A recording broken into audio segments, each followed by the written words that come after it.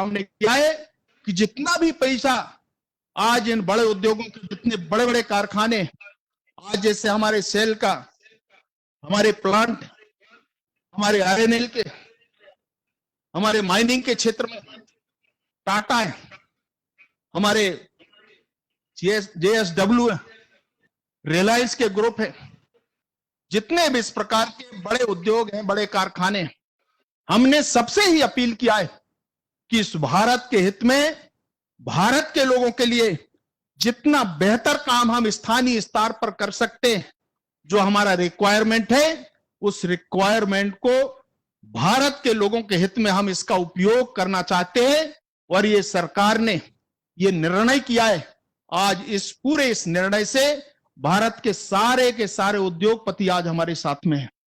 और इसलिए मैं इस बात को यहां कहना चाहता हूं कि आज लोग बात करते हैं काम के लिए, एम्प्लॉयमेंट के लिए। ये जो अवसर दिया है, इससे कोरोना संक्रमण महामारी के कारण आप लोग देखते होंगे, अगर आज जापान आगे बढ़ा है तो इसी प्रकार के त्रासदी, इस त्रासदी के कारण बढ़ा है। और मुझे लगता है कि आज पूरे विश्व के अंदर देखें तो आने वाला भविष्य भारत का होगा। और इसलिए मैं कहना चाहता हूं कि इस भारत के अंदर जितने भी प्रकार के आज प्रयोग हो रहे हैं, आज हमारे पास सारे संसाधन है, सारा हमारा रॉ मटेरियल है, भारत के अंदर कोई ऐसा कमी नहीं है, हमारे पास मैन पावर है, सभी प्रकार के संसाधन भारत के पास उपलब्ध है। आज इसका उपयोग कैसे हम इसका दोहन कर सकते हैं, उपयोग कर सकते हैं भारत के नागरिकों के हित में, यह हमारा प्रयास है। और इसलिए अनेक तरह के काम हमने इस दौरान जितने प्रकार के प्रयोग हुए, जहां तक के भारत की क्षमता का सवाल है, देश के प्रधानमंत्री का कमिटमेंट का सवाल है, पिछले समय हमने अभी कुछ सरकार के कार्यक्रमों का, जब प्रधानमंत्री नरेंद्र मोदी जी का पिछले कार्यकाल का, अगर ये अभी का सेकंड कार्यकाल का पहले साल का जो निर्णयों के बारे में अभी राकेश सिंह जी कह रहे थे, वास्तव में मैंने देखा है कि अगर एक लंबे समय से जनभावना का जो सवाल था, चाहे भगवान राम मंदिर का सवाल हो और चाहे जम्मू कश्मीर के अंदर 370-35 की समाप्ति का सवाल है। मुझे याद है, मैंने अनेक बार जब मोर्चे के अंदर काम करता था,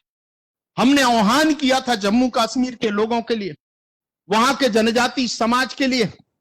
आज मैं अनूपपुर के लोग, मध्य प्रदेश के लोगों को मैं कहना चाहता हूं, हिंदुस्तान के लोगों को कहना चाहता हूं कि पहली बार भारतीय जनता पार्टी ने जम्मू कश्मीर के अंदर रहने वाले जो जनजाति समाज के लोग थे, हमने उस समय रिजर्वेशन की बात हमने किया। और आज ये जो निर्णय हुआ है 370-35 की समाप्ति के बाद, हमने 2 यूनियन टेरिटरी हमने बना दिया, एक जम्मू कश्मीर और एक लद्दाख। लद्दाख के हमारे एक प्रतिनिधि, हमारे सांसद, उनके विचारों को देश के लोगों ने भी सुना है, परंतु आज इस निर्णय से वहां के जनजाति समाज को एक आरक्षण का लाभ, पॉलिटिकल रिजर्वेशन सरकारी नौकरियों में,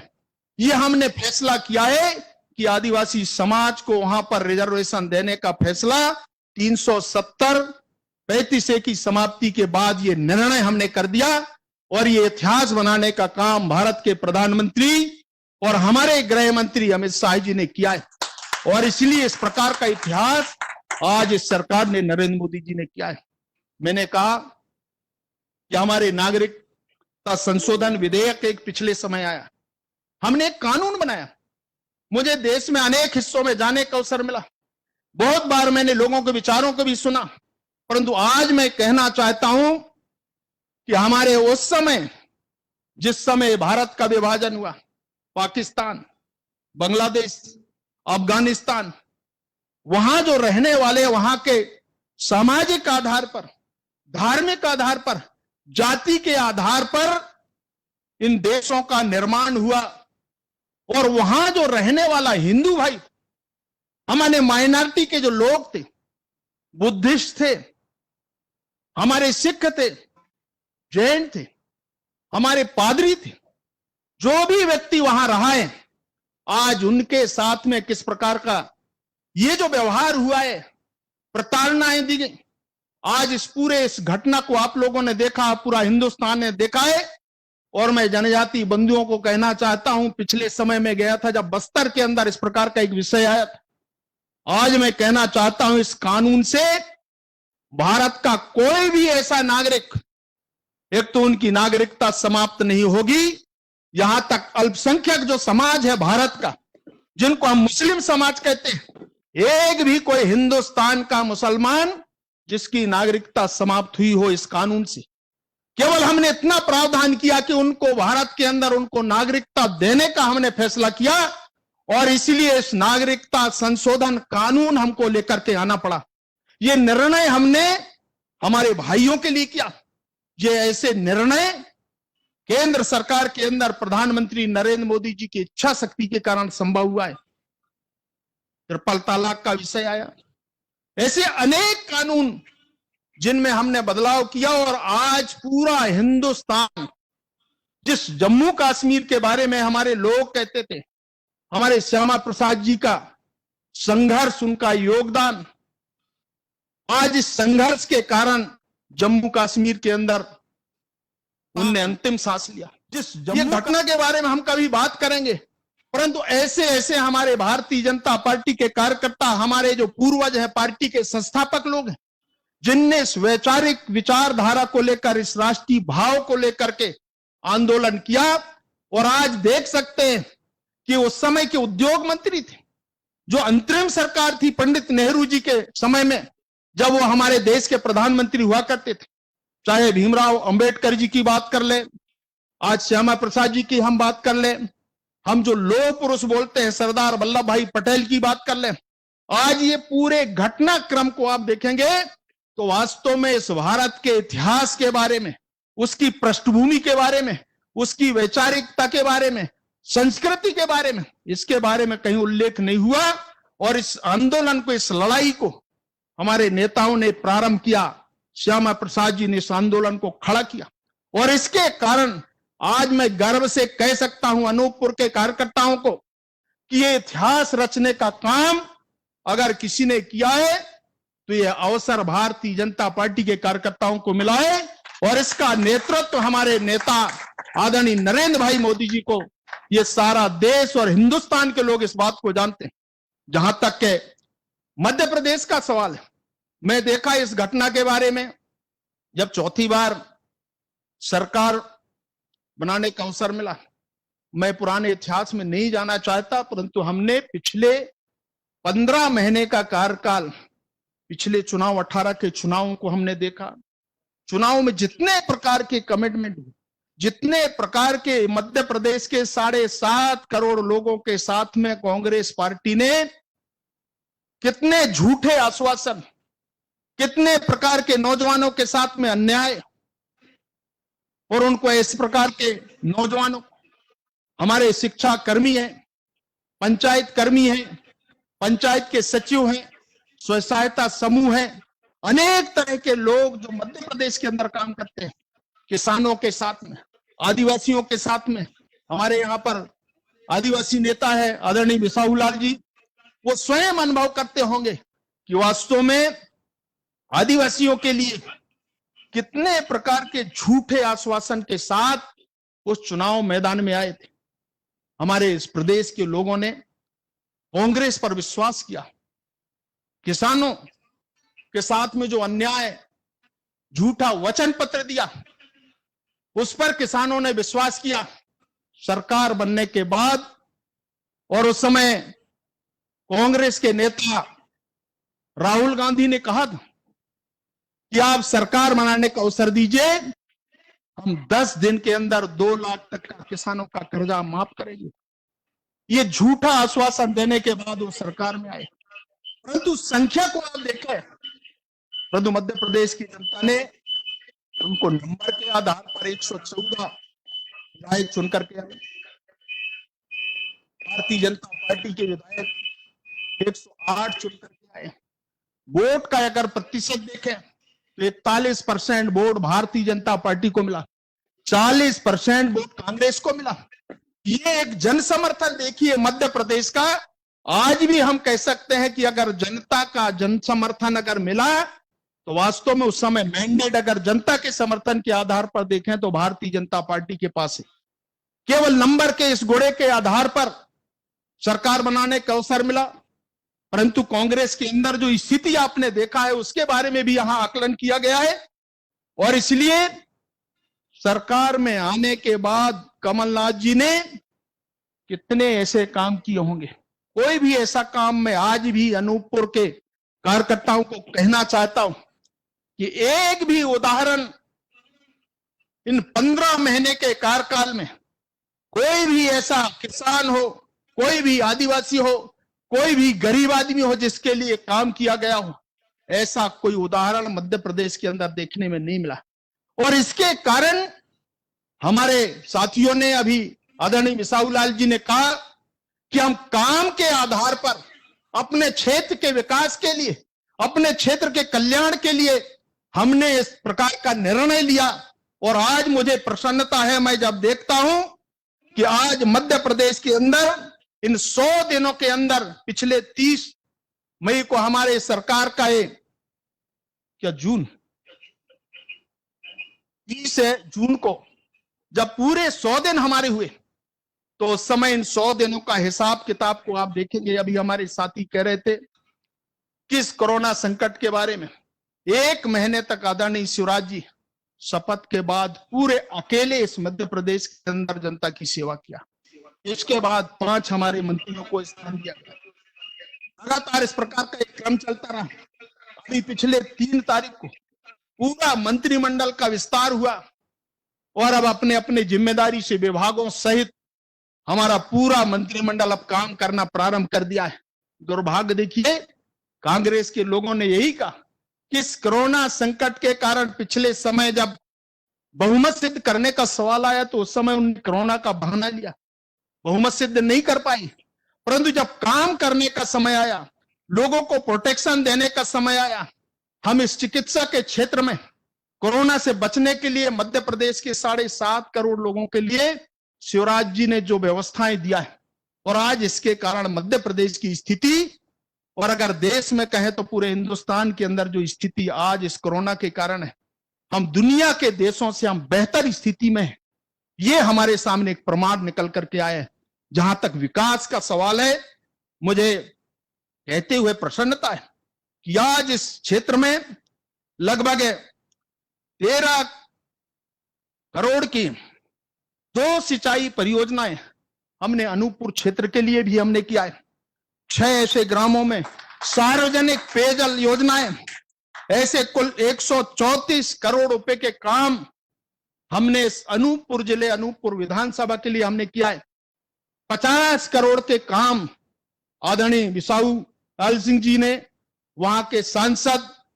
हम सब मिलकर के उस अनूपपुर विधानसभा के लोगों के लिए, कल्याण के लिए, उनके हित में हमने ऐसे अनेक काम को हमने भूमि पूजन अभी किया है। मैं कहना चाहता हूं कि लगभग 50 करोड़ के काम जो स्वीकृत पड़े, हम उनको भी अभी शीघ्र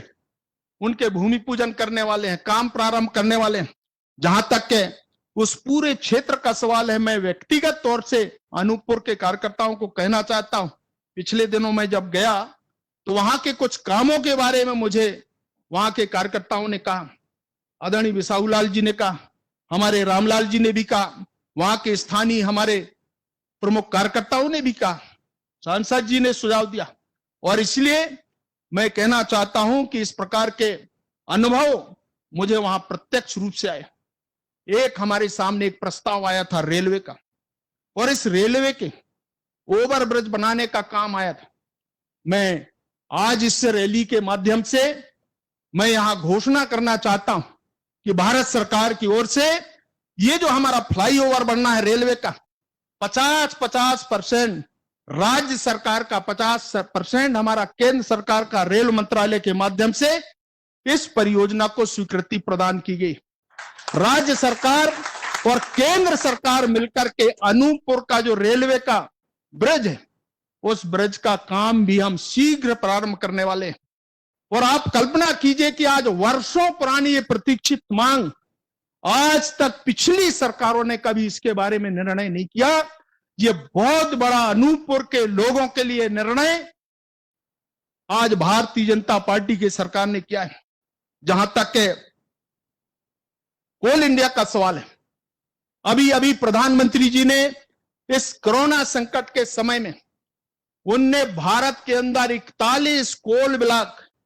हमने निजी क्षेत्र को देने का फैसला हमने किया है। और इसलिए जब निजी क्षेत्र को हम कोल ब्लॉक्स देंगे तो स्वाभाविक तौर से लोगों को वहां पर काम मिलेगा। मैं अनूपपुर क्षेत्र और अनूपपुर जिला, पूरा शहडोल संभाग के वहां पर सारे जितने भी और हिंदुस्तान के लोग या जो कौलरी क्षेत्र के, कोयला क्षेत्र के, कोयलांचल के लोगों को भी मैं कहना चाहता हूं, हमारे मन में कोई भ्रम नहीं रहना चाहिए। 41 जो कोल ब्लॉक हैं, ये हमारे जो रेगुलर कोल ब्लॉक हैं, जो हमारे अलग अलग जो कंपनियां काम कर रहे हैं, हमारे एससीसीएल के अंदर जितने भी कोल ब्लॉक्स हैं, जो खास तौर से हमारे अनूपपुर के अंदर, शहडोल के अंदर, उमरिया के अंदर या उधर बिलासपुर छत्तीसगढ़ की तरफ, परंतु आज मैं शहडोल के बारे में, अनूपपुर के बारे में बात कर रहा हूं। जितने इस प्रकार के जो कोल ब्लॉक हैं जो हमारे चल रहे हैं, उनमें कोई इससे किसका कोई संबंध नहीं है। लगभग 35,000 लोग वहां पर आज जो काम कर रहे हैं, उनके साथ में कोई अन्याय नहीं होगा। यह विश्वास मैं अनूपपुर के कार्यकर्ताओं को, वहां के नागरिकों को भी दिलाना चाहता हूं कि जितने लोग वहां पर काम कर रहे हैं, ये हमारा अपना एक अलग प्रपोजल है। निजी क्षेत्र में जितने भी हमारे कोल ब्लॉक्स जाने वाले हैं, उनमें से कुछ संख्या हमारी 2-3 वहां की भी है, परंतु इससे जितने रेगुलर हमारे जो कोल ब्लॉक चल रहे हैं, इन पे इसका कोई प्रभाव पड़ने वाला नहीं है। एक तो यह हमारे कार्यकर्ताओं के ध्यान में होना चाहिए, बल्कि नए हम लोगों को रोजगार सृजन करेंगे ताकि लोगों को रोजगार करने का अवसर मिलेगा, कोल ब्लॉक्स में काम करने का अवसर मिलेगा। इस प्रकार का निर्णय सरकार ने किया है। और इसलिए मैं कहना चाहता हूं, जब 2 बात मेरे को उस समय भी वहां के कार्यकर्ताओं ने कहा, एक तो चुरना धनपुरी जलाशय के बारे में, वहां पर चुरना और धनपुरी 2 ऐसे प्रमुख जलाशय, वर्षों से वहां के लोग इसकी मांग करते रहे। हमने इसकी अभी स्वीकृति प्रदान किया है और मैं शीघ्र इसके लिए भी आदरणीय बिसाहूलाल जी, जो हमारे वहां के नेता हैं, हमारे मध्य प्रदेश के खाद्य नागरिक आपूर्ति मंत्री हैं, हम चाहते हैं कि बहुत जल्दी इन दोनों परियोजनाओं का भी भूमि पूजन शीघ्र हो, ताकि इसका काम प्रारंभ किया जा सके, लोगों को काम दिया जा सके। इस प्रकार का निर्णय भी हमने किया है। एक बहुत प्रतीक्षित वहां की 200 बेड जो डिस्ट्रिक्ट हॉस्पिटल है, उसके निर्माण के लिए भी एक लंबे समय से लोग, जब से नया जिला बना, एक लंबे समय से लोग इसकी प्रतीक्षा कर रहे थे। परंतु आज मुझे कहते हुए प्रसन्नता है कि 200 बेड की स्वीकृति, डिस्ट्रिक्ट हॉस्पिटल फुल फ्लैश बनाने का फैसला भी हमने किया है। और इसलिए अनूपपुर के लोगों के लिए, अनूपपुर के नागरिकों को अब स्वास्थ्य सुविधाएं जितना अच्छा से अच्छा हम अनूपपुर के अंदर उनको दे सकते हैं, ये फैसला सरकार ने किया है। और 200 बेड निर्माण करने का इस हॉस्पिटल के अंदर, हमने जो डिस्ट्रिक्ट हॉस्पिटल है उसके अंदर हमने किया है। और इसीलिए इस प्रकार के कुछ निर्णय सरकार ने किए। एक और मेरे सामने एक विषय आया था जब मैं उस समय गया था, कृषि उपज मंडी की जो जमीन है उसका भी निर्धारण हमने किया है। जो मेरे संज्ञान में जितने इस प्रकार के कुछ विषय आए हैं, मैंने उनके बारे में भी, और इसलिए अनूपपुर जिला और विधानसभा अनूपपुर के कार्यकर्ताओं को कहना चाहता हूं, जो आप सबकी भावना थी, आप लोगों ने एक रोड के बारे में भी कहा, मैंने उस रोड के बारे में भी स्वीकृति के लिए मैंने कहा है कि उसके मेंटेनेंस के लिए, बाकी आदरणीय बिसाहूलाल जी स्वयं मंत्री के नाते जितने इस प्रकार के जो निर्माण कार्य स्वीकृति है, उनका भूमि पूजन मैं भी कोशिश करूंगा कुछ समय जाने का। और इसलिए मैं अनूपपुर के कार्यकर्ताओं को कहना चाहता हूं, ये चुनाव मध्य प्रदेश के भाग्य का फैसला अगर आज करना है तो वास्तव में आने वाले समय में जब भी हमारे सामने चुनाव होते हैं, परंतु एक बात शिवराज जी ने किया है कि जितने 14-15 महीने के अंदर कांग्रेस ने, कमलनाथ ने, जो पिछली सरकार शिवराज जी की थी, 15 वर्षों के कार्यकाल में जो निर्णय जन्म से लेकर मरने तक का एक इतिहास शिवराज जी ने रचा था, उसको इन 15 महीने की कांग्रेस की सरकार ने, कमलनाथ ने बंद किया था। आज मैं गर्व से कह सकता हूं कि इन 100 दिनों के इस कार्यकाल के अंदर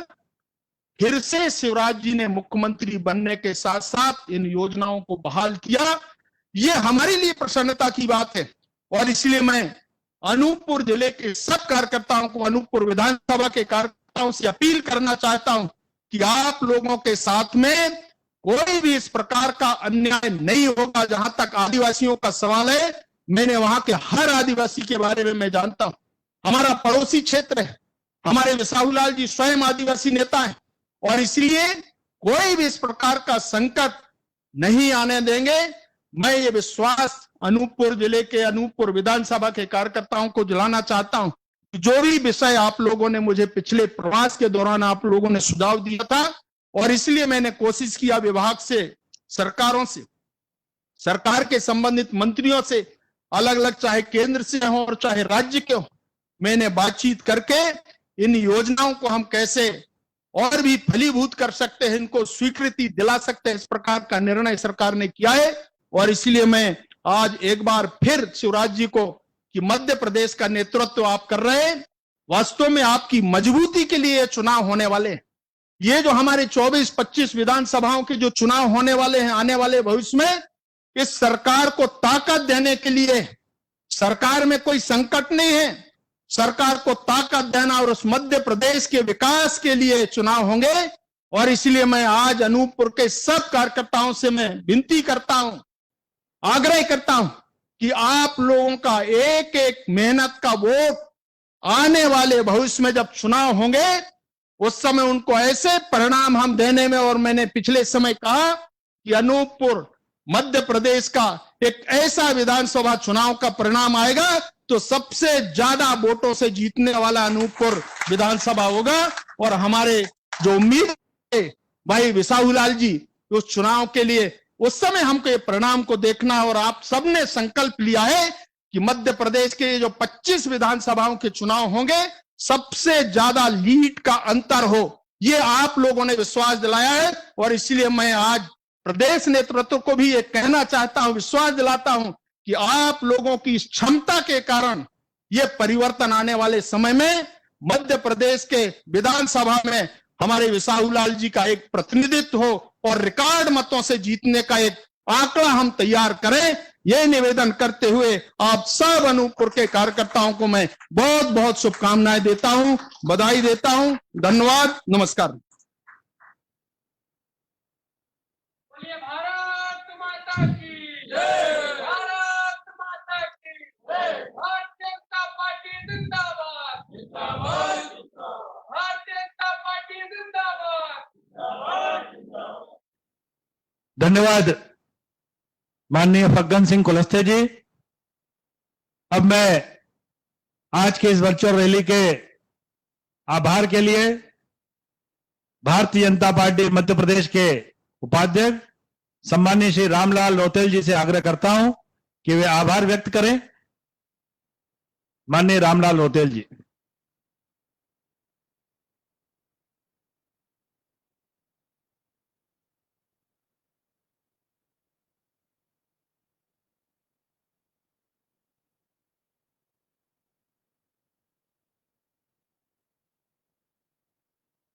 आज के इस वर्चुअल रैली के आभार के लिए मैं आमंत्रित करता हूं मध्य प्रदेश भारतीय जनता पार्टी के उपाध्यक्ष सम्माननीय श्री रामलाल रौतेल जी को कि वे आभार व्यक्त करें। आज अनूपपुर विधानसभा के इस वर्चुअल रैली में हम सभी को मार्गदर्शन देने के लिए उपस्थित हुए मध्य प्रदेश भारत सरकार के मंत्री, भारतीय जनता पार्टी के वरिष्ठ नेता आदरणीय श्री फग्गन सिंह कुलस्ते जी। हम सबके बीच में इस वर्चुअल रैली में जबलपुर से जुड़े भारतीय जनता पार्टी के पूर्व अध्यक्ष सांसद आदरणीय श्री राकेश सिंह जी, हमारे बीच मंचासीन मध्य प्रदेश सरकार के खाद्य नागरिक आपूर्ति मंत्री आदरणीय श्री बिसाहुलाल सिंह जी, हमारे शहडोल की सांसद आदरणीय श्रीमती हिमाद्री सिंह जी, हमारे प्रदेश के उपाध्यक्ष वर्चुअल रैली के प्रभारी आदरणीय श्री ब्रिजेश लुनावत जी, अनूपपुर के हमारे जिलाध्यक्ष आदरणीय श्री ब्रजेश गौतम जी, हमारे प्रदेश के उपाध्यक्ष आदरणीय रामलाल रोटेल जी, विधानसभा के हमारे प्रभारी विधायक पूर्व मंत्री आदरणीय राजेंद्र शुक्ल जी, सह प्रभारी पूर्व मंत्री विधायक आदरणीय श्री संजय पाठक जी, भोपाल जिले के अध्यक्ष आदरणीय सुमित पचौरी जी, आप सभी इस वर्चुअल रैली में हम सबके साथ जुड़े, हम सबको आपने अपना मार्गदर्शन दिया। हम भोपाल से आप सभी का आभार व्यक्त करते हैं। बहुत बहुत धन्यवाद। भारत माता की जय। हिंदुस्तान जिंदाबाद।